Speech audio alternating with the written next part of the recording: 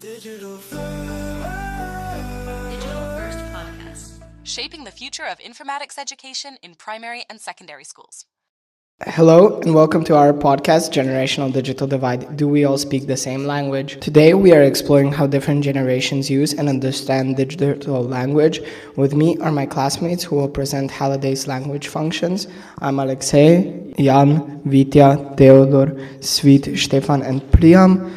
With us are also two special guests, Dr. Emilija Stojmenova Duh, Associate Professor at the Faculty of Electrical Engineering, University of Ljubljana, and former Minister of Digital Transformation for Slovenia. She is an accomplished leader in digital innovation and education, working on projects that connect technology, policy, and sustainable development, including artificial intelligence in education and public-private digital initiatives. With us is also Dr. Marizdovšek, researcher at the Jožef Stefan Institute and consultant for AI digitalisation. He specializes in artificial intelligence and machine learning and is engaged in shaping AI policies at national and European levels, as well as applying AI and machine learning in industry and life sciences. Today, the podcast features only male student voices as our classmates decided not to take part. We fully respect their decision and they are supporting the project in other ways. I'll start with the instrumental function of language in the digital world. The instrumental function of language refers to using language to achieve something, such as expressing our needs, making requests, and making decisions. In today's digital society, this function plays an important role in everyday online communication and digital interactions where language is closely connected to action. As a teenager, I experienced this function on a daily basis throughout various digital activities. I use language when searching for information, interacting with digital platforms, and completing actions such as ordering products or signing up for services. From my perspective, digital communication is fast and efficient, and it has become a natural part of everyday life, but it also shapes my expectations for speed and immediate results. Because of this strong connection between language, technology, and behavior, it's interesting to examine how digital services influence the way people think and make decisions. To explore this topic further, I would now like to ask you two questions that focus on how digital services affect our behavior and decision making. Do you think digital services such as online shopping make us more impatient because we expect instant results? Thank you so much for inviting me to this podcast, to this event. It's a pleasure to be with you today. Of course, so now when we have the digital technologies, we just expect that things happen. And the reason why we decide to use a digital service is because we expect at least as usable, if not even more, experience than the one that we have in the physical services, like the physical shops. But also it's the time efficiency here. So definitely we're expecting time efficiency from the digital services. Thank you very much for your question. Well, what I would say is that internet obviously opened a whole new economy, an online economy where all the trade and like shopping experience became way faster. And we all appreciate that. It's also like a cheaper service. We can order things from all over the world and so on and very easily communicate with sellers. But on the other hand, these processes of digitalization are going forward, and in light of also agentic artificial intelligence, which is approaching, it will even speed up more the process as we're used now. So things can also get out of hand, out of our control, so we have to be just cautious of that so we can stay in control of these processes. And what factors do you consider when deciding whether to use a particular digital service or app?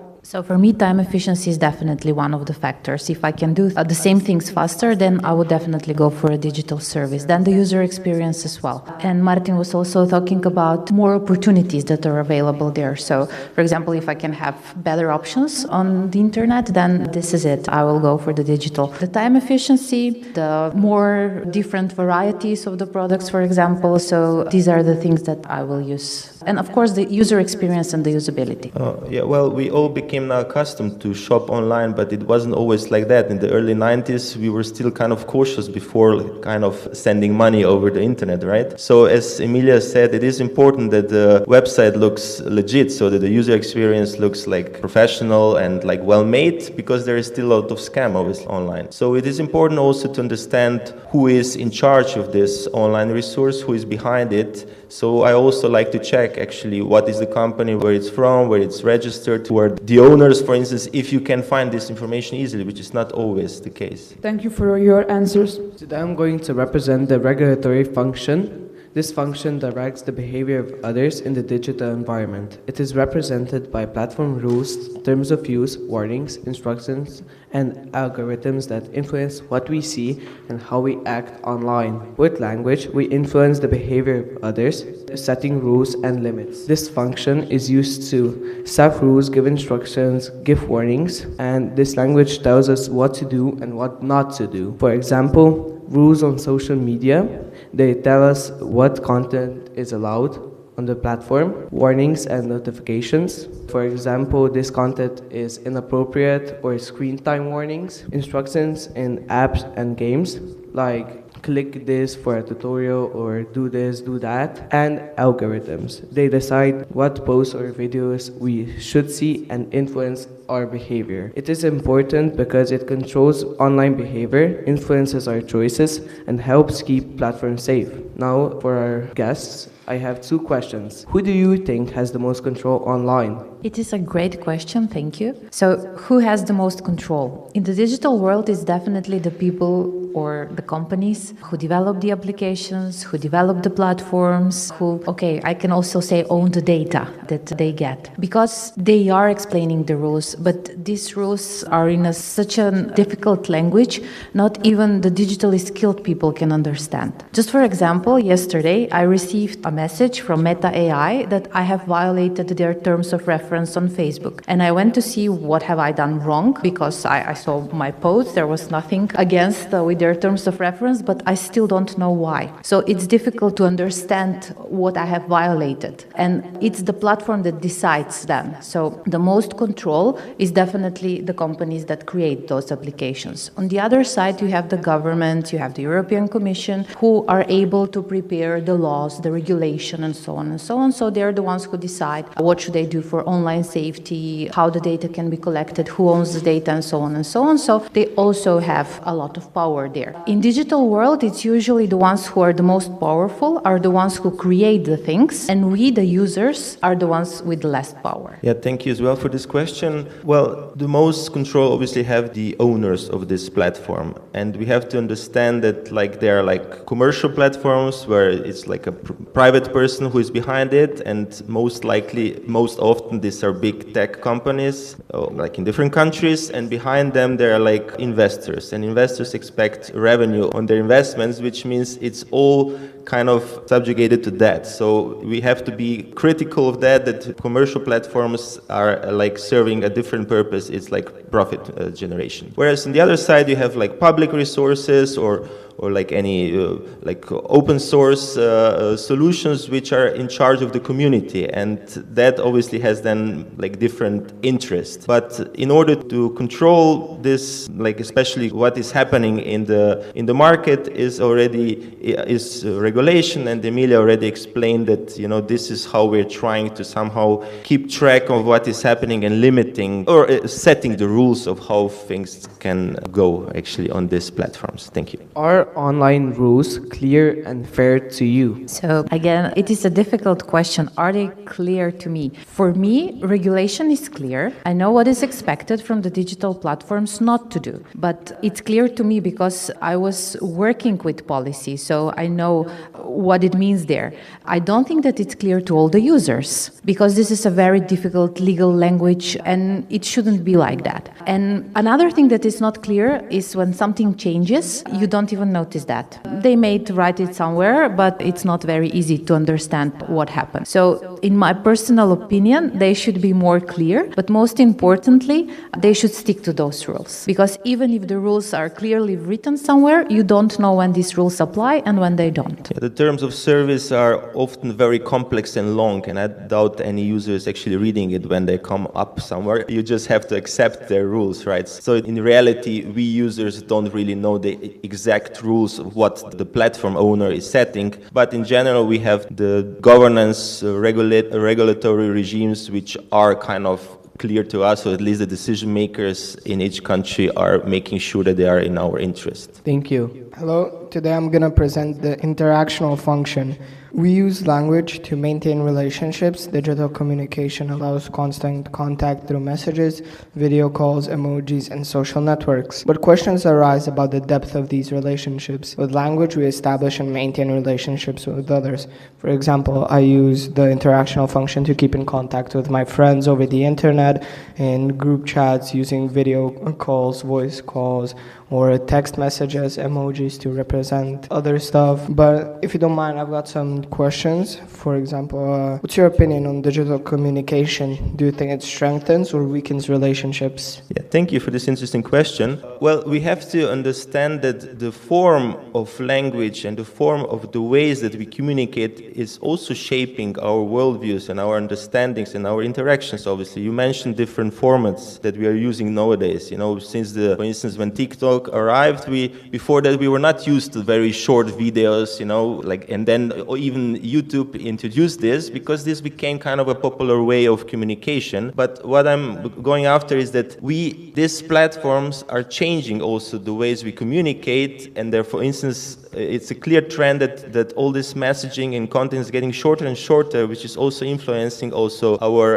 attention span, right? And with children, we see how they have more and more difficulties with actually communicating or consuming content that is longer. So it actually has a very important role. You know, the way this online platforms or online trends of communications are shaping us. Personally, I rely a lot on digital communication because I was not born here in Slovenia. I moved when I was 16 years old, so a lot of my family and friends still lives in another country. Just to speak to my parents, I have to use digital communication. Another thing is also for work. Most of my work is in an international environment. I work in a lot of international projects, just like yours is, Digital First. I have project partners. I also have friends now from different parts of the world. So most of the communication is digital, and I use a lot of different channels there.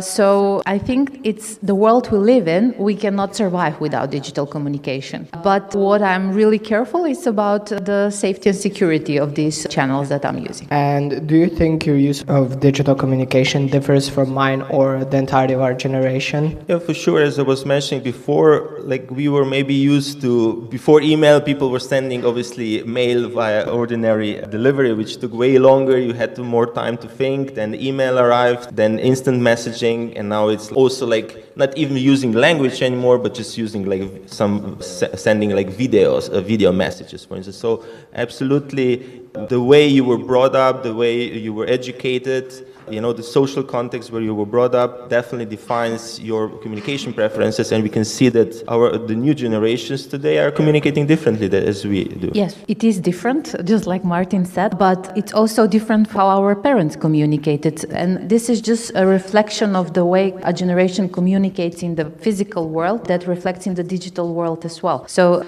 I don't know so much how your generation communicates. I can see that from my son. His messages are very short, sending me links and videos. A lot of time I don't even understand the context. So maybe our generation uses more context, it's more descriptive, but I don't see anything wrong with this as long as we understand each other. So for example, because I also teach at the university, when I'm communicating with my students, as long as I understand what they have to tell me and they understand what I tell them, I think it's fine. But it's your own freedom, your own generational freedom, how you decide to communicate among yourselves. Thank you for your answers. Hello, I'm going to represent the personal function. With language, we express our identity and emotions. Online, we do this through profiles, posts, comments, and visual content. Digital feedback can affect self-esteem and a sense of self-worth. With language, we express identity, opinions, and feelings. For example, when I create profiles for social media, it's depending on what social media I'm creating it. If it's for a messaging app, for example Snapchat, I use my real name and age. Well, if it's for another type, for example TikTok, I'll usually put in a nickname or a fake name and a random age, not my true age. So I want to ask you a couple of things. First, how can we stay ourselves online with all these different influences? It is difficult because there are these different expectations. As you said, it depends on the channel you're on, you adapt to that. So we kind of feel also this pressure of what type of the community is actually living on that specific channel, so we have to adapt to that. So it is already forcing us somehow not to be our true selves, but at the same time maybe we are reinventing ourselves. So we have the freedom to react to this and actually express ourselves in different ways. If this is good or not, I cannot judge, but it's definitely affecting us. So this is the hard part of digital media, because at our age, we already know what we want. We already know whose opinion matters and whose doesn't. And if it comes from somebody that we don't care about their opinion, then we don't really care. Now, when you're young, and of course you want to have positive comments, of course you want to have positive feedback, and you try to please the audience. It's difficult. I cannot say don't care about the comments, because I know you care about those comments. But I really hope that you will stay yourselves, and first you will be comfortable with the content that you are trying to distribute in the digital world. So maybe as an advice, first think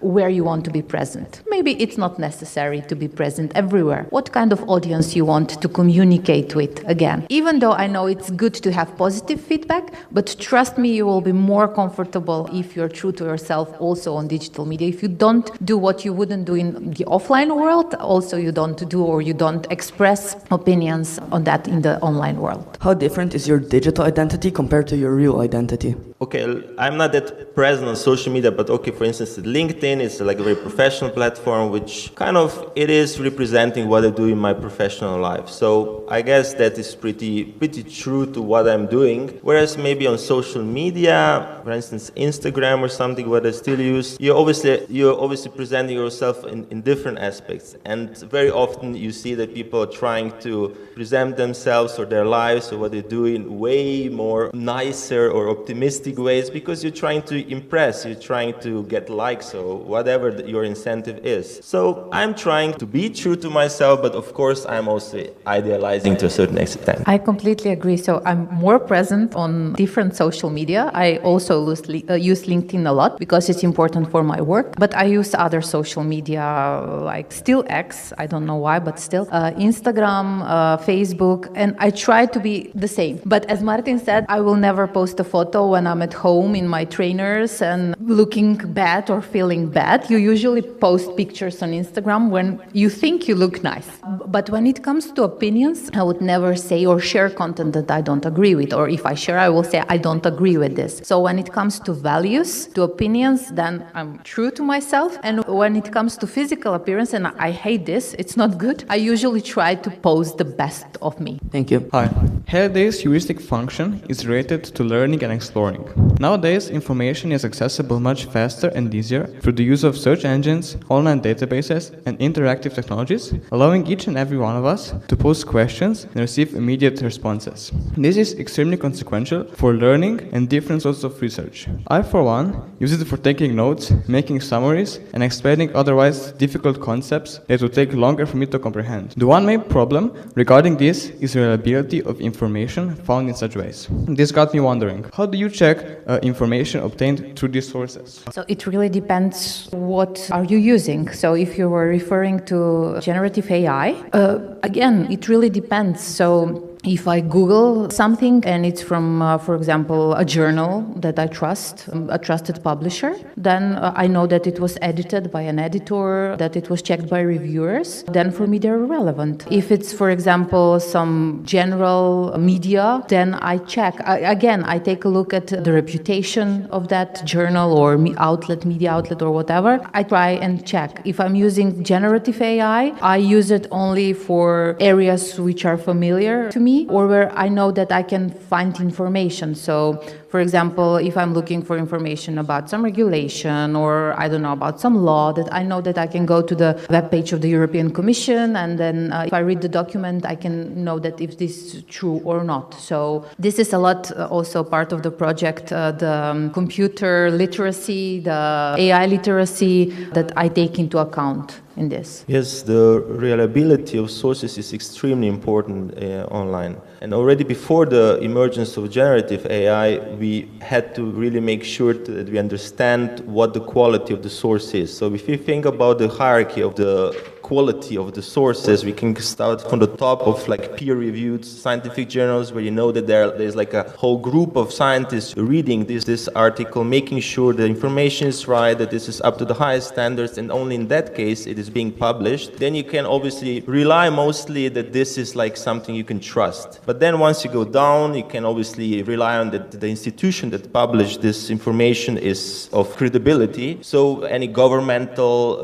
or institutions, European Union, and so on, are obviously legit resources which you can trust again. But then, as you go down to the curated content, like from different media outlets, you have to judge a little bit, what their curation and their also political interests are and so on. It becomes way more complicated. And for a young person, it is very, very hard to actually judge what is of good quality, what is reliable, and what the actual interests are behind the one who has generated this content. So it's not easy. And now with the generation of content with artificial intelligence, it's getting even more difficult. So it is a very important aspect, and I really suggest you make sure that you are critical to what you're reading and to try to understand what the source is. What do you think about the importance of AI in the future of education? I mean, AI is already here. It's not in the future. But of course, AI can be really, really useful because it can get you personalized content. It can help you do some tasks easily. But again, we need really to be careful when AI is helping us and when it's doing things instead of us. So as long as we're in control, then AI is the helper, and it's good and it's useful. But once we stop thinking and once we give the control to AI to do things instead of us, then it's not okay. Then we're too much dependent on it. And just imagine if somebody someday, for any reason, cut the link to the technology, then you became powerless, not powerless, but you're not able to do things anymore. So artificial intelligence is definitely... Do you use ChatGPT? Yes. So do teachers use ChatGPT? Yes. We're all using it. Also at the university, we are all using it. So generative AI is there. But just imagine, just like the calculator, you don't use the calculator to do the math for you. You use the calculator to check the math for you. And it's similar, or you don't use Google Maps to go somewhere, but you can use Google Maps to make your life easier, to check whether there are any traffic jams, delays, whatsoever. But imagine if somehow the calculator doesn't work and you need to do something and you don't know how, then this is a big problem. And it's the same with generative AI. So yes, do use it, but question it. Question the results. Check the results. If it's true or not true. Don't do that if, for example, you have a book to read and then you just use generative AI to make the summary for you, because then it did your own job. It's the same with the teachers. You don't do your lectures with ChatGPT, but you can use it to get some examples, to use it for some other context, or so on and so on. So I'm in favor of generative AI, but just we need to be careful how we're using it. Yes, artificial intelligence absolutely will impact the whole educational process. So for sure it is a very valid and useful tool for accessing information. Information can get way easier accessible to us and then in a personalized way, So everybody can access information in a way that is kind of suitable to her or him. But the problem is that this is like another layer between the information, the source that we were also talking about before, and you. And you don't know which sources always. You don't know always which sources the AI tool has been using and in what way it has been processed before being delivered to you. So it is hard for you to judge whether this information was actually of quality. So I would say that it is very important that you try to also see the sources that AI has been using, but otherwise it can be absolutely a useful tool. But we should not forget that we need to be in touch with primary sources as much as possible in order to process them ourselves and be, critically engaged with these different sources, because only then you have like a perspective of what is out there. And there are like very often very different opinions, different content on the same subject you are actually researching. And if you only read the ChatGPT summary, you don't get that. And that's a very kind of bad way for your kind of cognitive development, I would say. Do you think that the problem of false information will ever fix itself? Is it even possible to fix it? Yeah, well, the way we are tackling this now is that we are introducing references to the content that generative AI is generating, or that we are also, with the new regulation, AI Act and so on, we expect that also the content that has been made, for instance, with AI is actually clearly marked and so on. So these are some of the ways we are trying to kind of address this, but it is very tough, especially on social media where you don't necessarily have the standards yet, let's say. So it is very difficult because the content that's generated, either text or video, photos and so on, is very persuasive. So it is a big challenge, and that's why I'm saying you have to be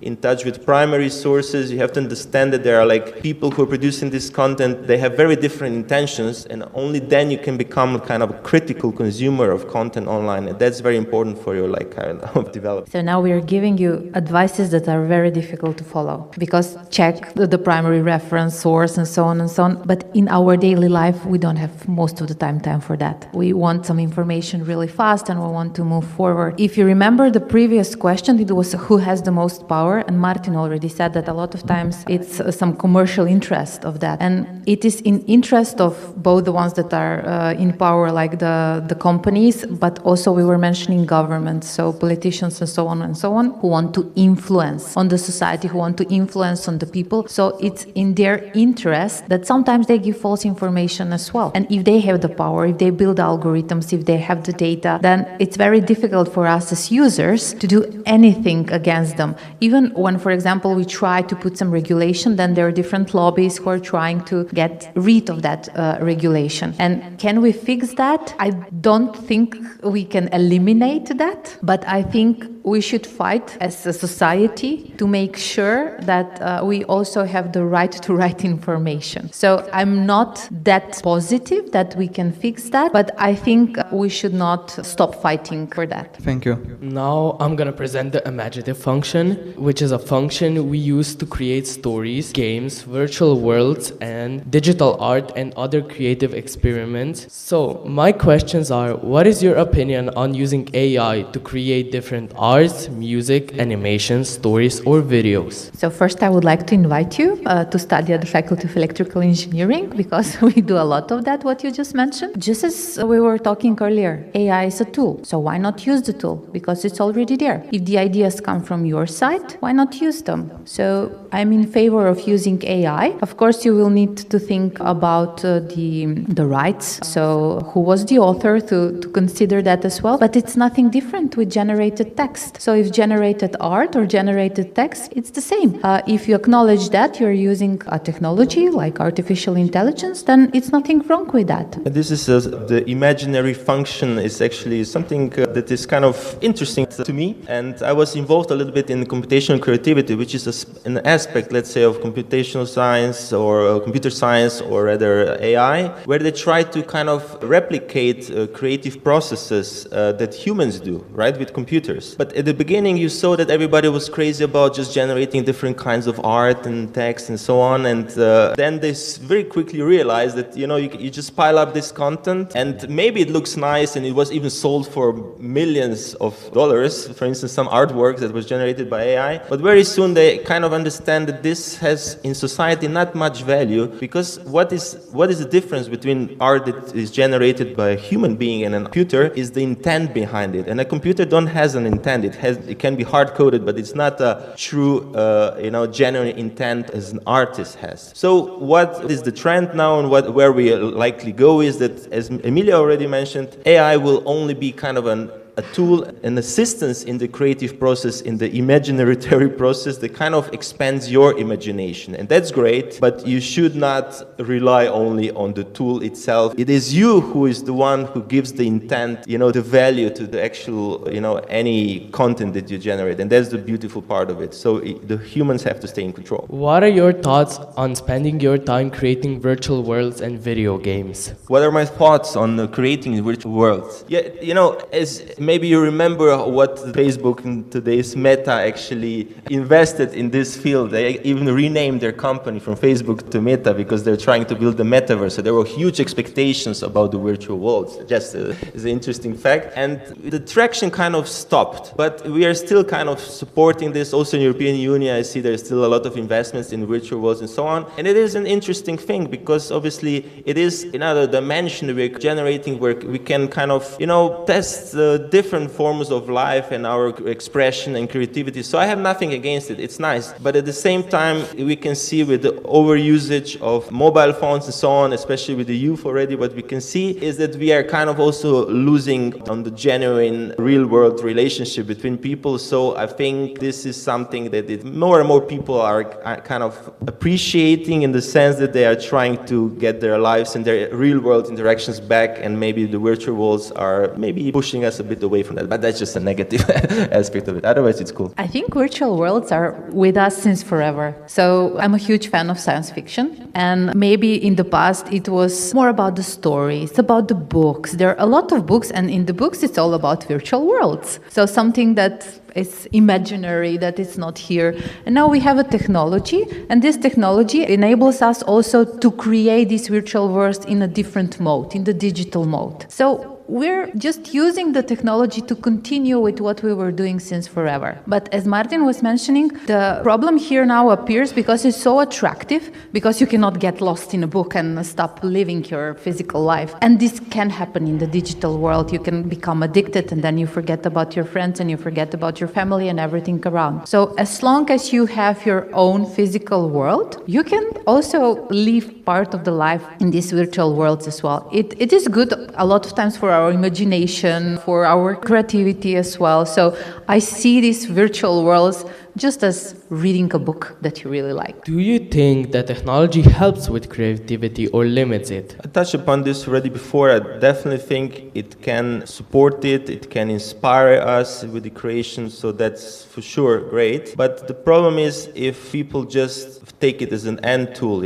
as a shortcut to the end product, to the end content you generate, you just think, okay, I'll automate the whole process, the whole creative process, then I think it's a negative thing because it kind of takes away your effort, and you need to put effort in whatever you do because that's the only way you will kind of grow and evolve as an artist or as a scientist or whatever, So I think we need to make sure that we are involved in whatever we do. I completely agree. So, for example, I was looking at those snowmans when Martin was speaking now. If you use ChatGPT and say, draw me a snowman, then this is not creativity. But if you have an idea of what you want to do, and then you ask the tool, it doesn't have to be ChatGPT, whatever, just to augment your ideas or to give you a different point of view, then it can somehow augment your creativity as well. Because the technology itself, even though it's called artificial intelligence, it's not intelligent. This is pure statistics. So it is somewhere generated, and then it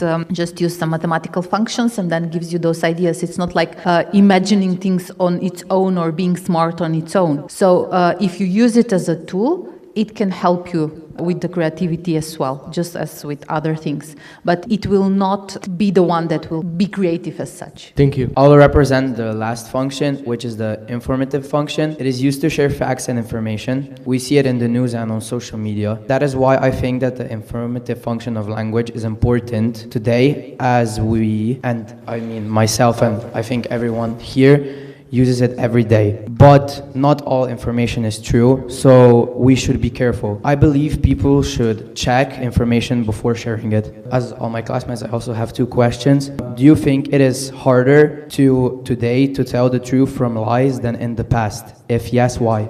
I mean, one of the big issues today with digital technology is that we have access to a lot of information. In the past, we didn't have access to so much information from all the different parts of the world. So, okay, maybe there were these traditional media, radio, television, but then it was the journalists who were speaking. We weren't able to check all this information, so it goes sideways. Now with digital technology, on one side we have access to different sources of information, to different authors, and so on, and we can check and compare. It means this is the positive part. On the negative part, now everyone can share information, and we don't know where to check and so on.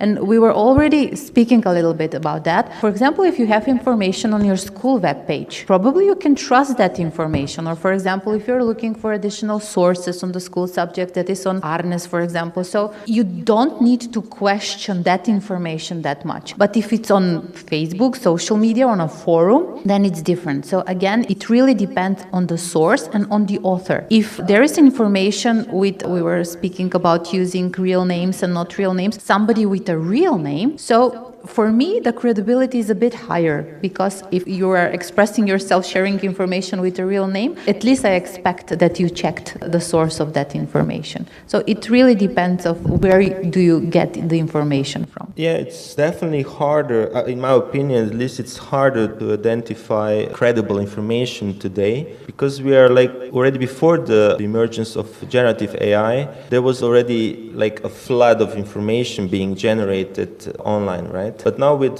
generative AI, this will just explode completely. And we are only humans, we are not computers, so we can't consume and digest so much information, obviously. So I think it is getting harder. And before, it was like the information that was accessible to you via newspapers, television, radio, and so on, you know, the old-fashioned channels. It was editorial, and also there is an editorial team who is actually deciding what and how it's being communicated. Whereas online now, anything is possible, and so we as the consumers of this content, we have a very hard time to actually understand what is credible and what not. And what advice would you give to a colleague who believes everything they see or read on the internet? To be careful.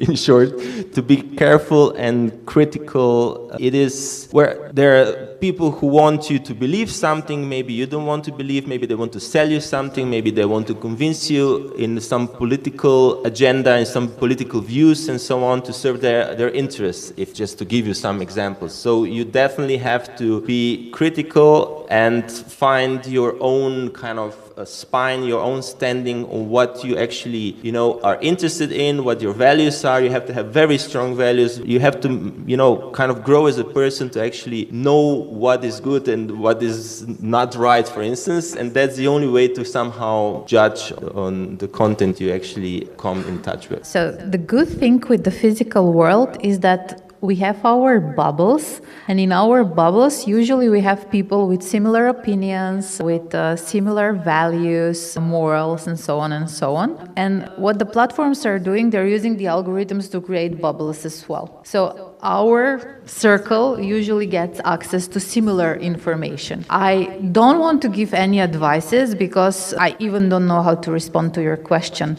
So how to know if something is true or not, because I have seen so many also credible sources sharing false information and misinformation. But what I would definitely look for personally is to take a look at the source, take a look if this information was shared on other sites, if it was, for example, only one journal or only one TV channel, so if it was only there, then for me it will be suspicious. So I would take a look if other people are sharing that as well. Then who is sharing that information, previous posts or, I don't know, previous opinions. So to dig a little bit more into. But as we were speaking earlier, we want things to happen fast. We want to be efficient. So this is very, very complex and difficult. Thank you for your answers. So today we learned that everyone uses digital language, but not always in the same way. Different generations have different experiences, yet we share the same responsibilities in how we communicate and use technology. And I'd like to thank our guests and everybody else that came and listened to our podcast. Digital First